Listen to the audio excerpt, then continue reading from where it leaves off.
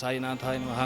ವಿಶೇಷ ಬೂದಿಗೆರೆ ಶ್ರೀ ಸಾಯಿಬಾಬಾ ಸೇವಾ ದೇವಸ್ಥಾನದಲ್ಲಿ ಬಹಳ ವಿಶೇಷ ಏನಂದರೆ ದಿವಸನೂ ಪಂಚಾರತಿ, ದಿವಸನೂ ಬೆಳಗ್ಗೆ 6:30ಯಿಂದ ಕಾಕಡ ಆರತಿ ಇರುತ್ತೆ, ಮಧ್ಯಾಹ್ನ 12 ಗಂಟೆಗೆ ಆರತಿ ಇರುತ್ತೆ, ಮತ್ತು ಸಂಜೆ 6:15 ಆರತಿ ಇರುತ್ತೆ, ಧೂಪ ಆರತಿ, ಮತ್ತು ರಾತ್ರಿ ಸೇಜ ಆರತಿ ಇರುತ್ತೆ. ಇದಿನ ಗುರುಪೂರ್ಣಿಮೆ ವಿಶೇಷ. ಆಷಾಢ ಪೌರ್ಣಿಮೆ ವಿಶೇಷ ಏನಂದರೆ ಉಳಿದೆಲ್ಲ ಪೂರ್ಣಿಮೆಗಳಿಂತ ಬಹಳ ವಿಶೇಷ. ಗುರು ಆಶೀರ್ವಾದ ಶೀಘ್ರವಾಗಿ ಸಾತ್ವಿಕವಾದ ಅನುಗ್ರಹ ಆಶೀರ್ವಾದ ಆಗುತ್ತೆ ಭಕ್ತರಿಗೆ, ನಂಬಿದವರಿಗೆ. ಆ ದೃಷ್ಟಿಯಿಂದ ಪಂಚಾಮೃತಾಭಿಷೇಕ ಇರುತ್ತೆ, ವ್ರತ ಪೂಜೆ ಇರುತ್ತೆ, 5 ಅಧ್ಯಾಯ ಕಥೆಗಳನ್ನು ಇರ್ತವೆ, ಹೇಳ್ತೀವಿ.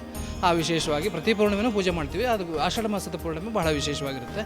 ಆ ದೃಷ್ಟಿಯಿಂದ ಇಲ್ಲಿ ಈ ದಿವಸ ಪೂಜೆ ಪ್ರತಿ ವರ್ಷವೂ ನಡೀತಾ ಇದೆ. ಪೂಜೆ ಅವರು ಧರ್ಮದರ್ಶಿಗಳು ಹೇಳಿದಾಗೆ ಪೂಜೆ ನಾವು ಬಂದು ಇಲ್ಲಿ ಸುಮಾರು ವರ್ಷ ಆಯಿತು ಇಲ್ಲಿ ಸೇವಾ ವೃತ್ತಿ ಮಾಡ್ತಾ. ಆ ದೃಷ್ಟಿಯಿಂದ ಎಲ್ಲ ಭಕ್ತಾದಿಗಳು ಬಂದು ಕಷ್ಟ ಹೇಳ್ಕೊಳ್ತಾರೆ, ಅವ್ರದ್ದೆಲ್ಲ ಕಷ್ಟ ಪರಿಹಾರ ಆಗಿರುತ್ತೆ. ಬಹಳ ವಿಶೇಷವಾದ ಈ ದಿವಸ ಅಂತ ಹೇಳಿ. ನಮ್ಮ ರವಿ ಭಟ್ಟು ಅಂತ ಶೃಂಗೇರಿಯಿಂದ ಬಂದಿದೆ. ಇಲ್ಲಿ ಇವತ್ತಿನ ದಿನ ವಿಶೇಷವಾಗಿ ಏನಪ್ಪ ಅಂದರೆ ಬೆಳಗ್ಗೆ ಬಾಬಾರಿಗೆ ಆರತಿ ಇರುತ್ತೆ, ಚಿಕ್ಕದಾಗಿ ಅಭಿಷೇಕ ಇರುತ್ತೆ. ಹಾಗೆ 10 ಗಂಟೆಗೆ ಶ್ರೀ ಸತ್ಯನಾರಾಯಣ ಸ್ವಾಮಿ ಪೂಜೆ ಇರುತ್ತೆ. ಹಾಗೆ 1 ಗಂಟೆಗೆ ಮುಖ್ಯ ಆರತಿ ಇರುತ್ತೆ.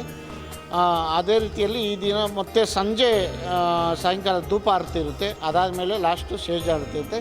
ಇವತ್ತಿನ ದಿನ ಇನ್ನೂ ಹೆಚ್ಚಿನ ವಿಶೇಷವಾಗಿ ಇಲ್ಲಿ ಒಂದು ಸಾಂಸ್ಕೃತಿಕ ಕಾರ್ಯಕ್ರಮಗಳು ಇರುತ್ತೆ, ಭರತನಾಟ್ಯ ಕಾರ್ಯಕ್ರಮ. ಇಲ್ಲೇ ನಮ್ಮ ಬೂದಿಗೆರೆಯಲ್ಲಿ ಶಾಂತ ನೃತ್ಯ ಕಲಾಕೇಂದ್ರದಿಂದ ಅದರಿಂದ ನಡೀತಾ ಇದೆ. ಹಾಗೆ ಮತ್ತು ನೇತಾಜಿ ಸಮಿತಿಯಿಂದ ರಕ್ತದಾನ ಶಿಬಿರ ಏರ್ಪಡಿಸಿದೆ. ಮತ್ತು ಸಂಜೆ ಬಾಬಾವರ ಉತ್ಸವ ಮೂರ್ತಿ ಇಡೀ ಗ್ರಾಮದಲ್ಲಿ ಪೂರ್ತಿಯಾಗಿ ನಾವು ಇದನ್ನು ಉತ್ಸವ ಮಾಡ್ತಾಯಿದ್ದೀವಿ. ಬಹಳ ವಿಜೃಂಭಣೆ ಹೆಂಗಿರುತ್ತೆ.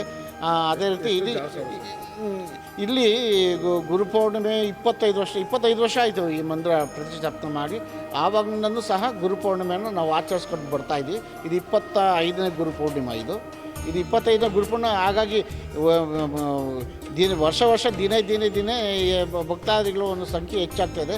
ನನಗೆ ಇವತ್ತು ನನ್ನ ಒಂದು ಗೊತ್ತಿರೋ ಪ್ರಕಾರ ಒಂದು 5,000 10,000 15,000 ಜನವರೆಗೂ ಇಲ್ಲಿ ಭಕ್ತಾದಿಗಳು ಬರ್ತಾರೆ ಅಂತ ನನ್ನ ಒಂದು ನಂಬಿಕೆ ಇದೆ. ನಮ್ಮ ಹೆಸರು ಮುರಳಿ ಅಂತ, ನಾವು ಇಲ್ಲಿನ ಧರ್ಮದರ್ಶಿಗಳಾಗಿದ್ದೀವಿ.